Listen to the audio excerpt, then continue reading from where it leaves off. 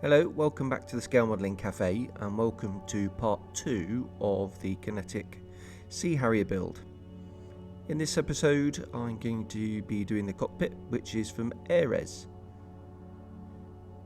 The Mark 10 ejection seat is absolutely beautifully moulded. The straps are photo etch, and when everything was just assembled it had a coat of black primer from Mr. Surfacer, and then I could go in with the brush painting and do the seat cushions.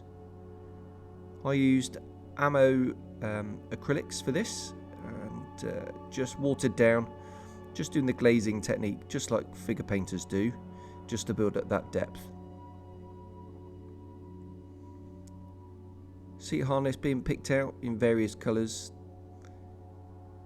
Sometimes the harnesses are black, sometimes they're blue, sometimes they're buff, so it's a good idea to check your references and just copy them. This canvas part on the top, it's where the scissor shackle is exposed, and that's that white bit, that white piece of cord, and just the canvas cover. Now, something that's often missed from ejection seats are the leg restraints. So these were added from just a bit of lead wire painted blue, and then when dry I'll pop those on the seat. And there is the finished seat. Just note where the shoulder harness clips into the head box up there.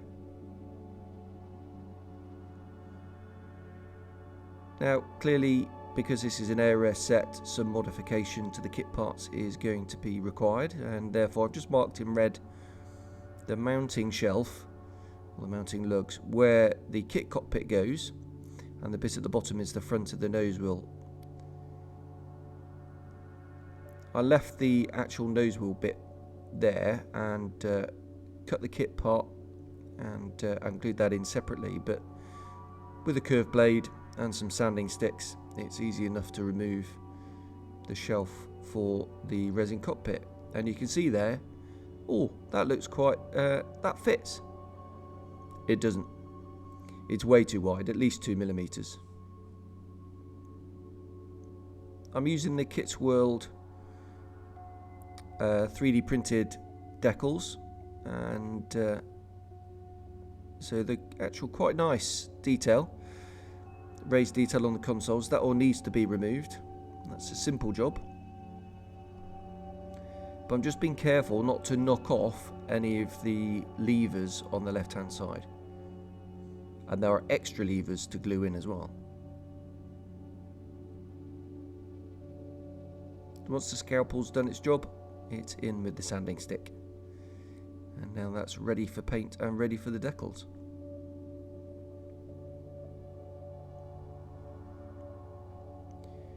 Here's the fuselage halves, and you can see a bit of warpage, easily sorted out.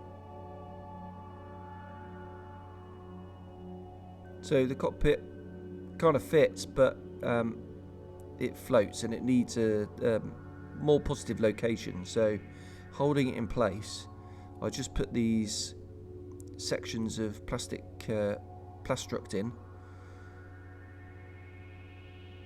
and that'll support the bottom of the cockpit.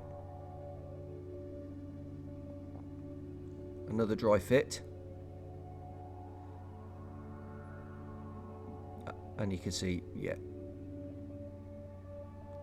too wide.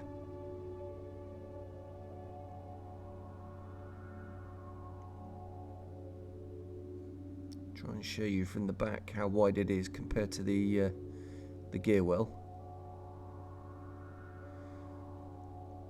So it was out with the razor saw first, and I did have a mask on for this. There's sort of two plates, if you like, down either side. They can come off, and then a bit of carving, and it will fit nice. This is the combing and the instrument panel, so you've got to remove the kit combing. That actually fits really very well.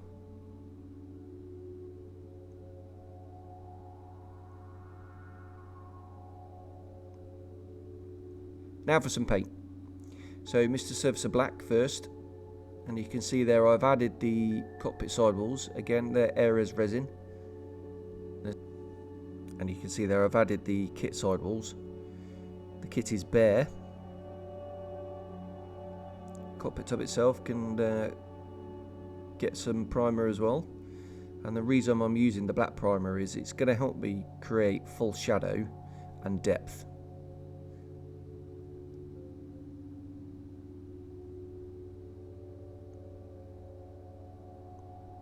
On with the grey. This is a grey that I mixed up myself to match the 3D decals from Kit's World.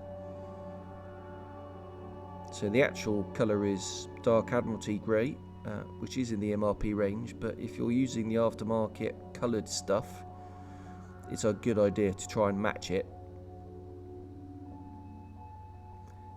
And you can especially see here, I'm shooting at a sort of down angle, and as the paint's going down, that is creating that false shadow effect from that raised detail. Works really well with greys.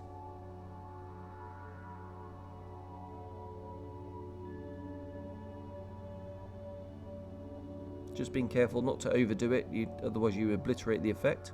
We're going to go in with a wash anyway, obviously, but yeah, we'll try and use it. Bit of touch up on the combing required.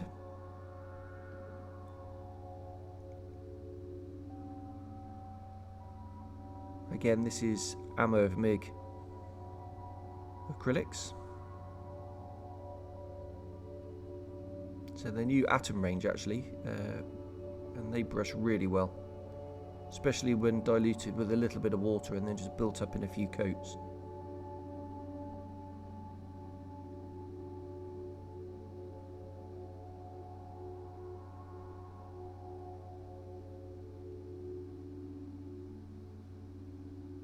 The detail on this part is absolutely exquisite, actually. There are some sticky out bits as well, so you do have to be careful, but it looks great. Just some detail on the sidewalls needs picking out as well. And then cleaning up the wash. So I use Starship Filth, the ammo oil brusher. I do find other manufacturers sort of Starship Filth colours are a little bit too dark, but it has a nice sort of grey warm tone to it, the ammo one, which complements this grey really nicely. And just doing a check fit of the seat, and it's going to fit lovely.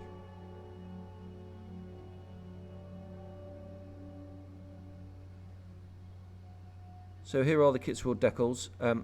All I've done is I don't soak the decals at all in water. I just, with a pipette, I just put 1 or 2 drops on the backing, and then it comes off nice. I don't soak them at all, and just using the Ammo Ultra Glue, which is perfect for this sort of thing, we can stick them in place. And the reason I like the Ammo stuff is it's water soluble, so it's easy to clean up any excess, and it just gives you that little bit of extra time to move the parts around just to get them in exactly the right place. You do have that working time. You see I'm removing bits of extra glue there with the tip of the tweezers. Not really recommended. And there's the instrument panel. Really nice. And that is the end of the cockpit, pretty much. Fairly quick and fairly straightforward. The detail is absolutely phenomenal, though. Way better than the kit, so it's well worth it. So thanks very much for watching this episode, and I'll see you on the next one, which is likely to be a bit epic because that's putting the airframe together. So cheers, bye bye.